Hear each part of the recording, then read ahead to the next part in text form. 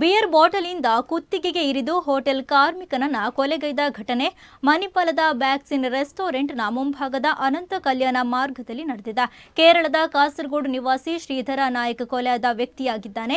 ಈತ ಮಣಿಪಾಲ ಈಶ್ವರ್ ನಗರದ ಹೋಟೆಲ್ ಒಂದರ ಕುಕ್ ಎಂದು ತಿಳಿದು ಬಂದಿದೆ. ಬೆಳಗ್ಗೆ 6 ಗಂಟೆ ಸುಮಾರಿಗೆ 3 ರಿಂದ 4 ಮಂದಿಯ ತಂಡ ಹೊಡೆದಾಟವನ್ನು ನಡೆಸುತ್ತಿದ್ರು. ಗಲಾಟೆ ವಿಕೋಪಕ್ಕೆ ತಿರುಗಿದಾಗ ಶ್ರೀಧರ್ ಅವರ ಕುತ್ತಿಗೆಗೆ ಬಿಯರ್ ಬಾಟಲಿಂದ ಇರಿದು ಪರಾರಿಯಾಗಿದ್ದಾರೆ. ಗಂಭೀರವಾಗಿ ಗಾಯಗೊಂಡ ಶ್ರೀಧರ್ ಸ್ಥಳದಲ್ಲೇ ಕೊನೆಯುಸಿರೆಳೆದಿದ್ದಾರೆ. ಸ್ಥಳಕ್ಕೆ SP doctor Arun Kumar, Manipal inspector Devaraj, Manjunath ಆಗಮಿಸಿ ಪರಿಶೀಲನೆಯನ್ನು ನಡೆಸಿದ್ದಾರೆ. ಇವತ್ತಿನ ದಿವಸ ಬೆಳಗ್ಗೆ ಮಣಿಪಾಲ ಪೊಲೀಸ್ ಸ್ಟೇಷನ್ ವ್ಯಾಪ್ತಿನಲ್ಲಿ ಒಂದು ಕೊಲೆ ಪ್ರಕರಣ ದಾಖಲಾಗಿದೆ. ಯಾರೋ ಒಂದು 30 ರಿಂದ 35 ವರ್ಷದ್ದು ಯಾರೋ ಒಂದು ಮೇಲನ್ನು ಮರ್ಡರ್ ಮಾಡಿರೋದು, ಕುತ್ತಿಗೆಗೆ ಸ್ಟ್ಯಾಬ್ ಮಾಡಿ ಮರ್ಡರ್ ಮಾಡಿರೋದು ಕಂಡು ಬಂದಿದೆ. ಇವತ್ತಿನ ದಿವಸ ಬೆಳಗ್ಗೆ ಸುಮಾರು 6:30 ಅಥವಾ ಅದಕ್ಕೆ ಮೊದಲೇ ಆಗಿರ್ಬೋದು ಎಂದು ನಮಗೆ ಡೌಟ್ ಇದೆ. ಅವರ ಐಡೆಂಟಿಟಿ ಇನ್ನೂ ನಾವು ವೆರಿಫೈ ಮಾಡ್ತಾ ಇದ್ದೀವಿ.